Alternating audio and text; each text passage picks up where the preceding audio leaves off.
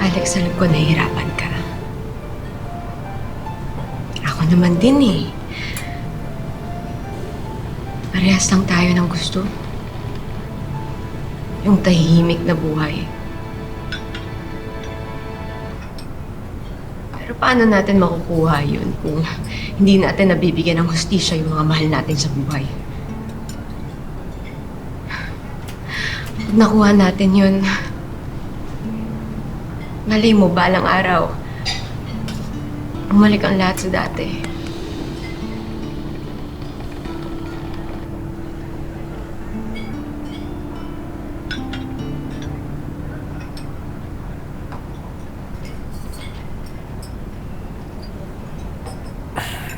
Salamat sa dinner.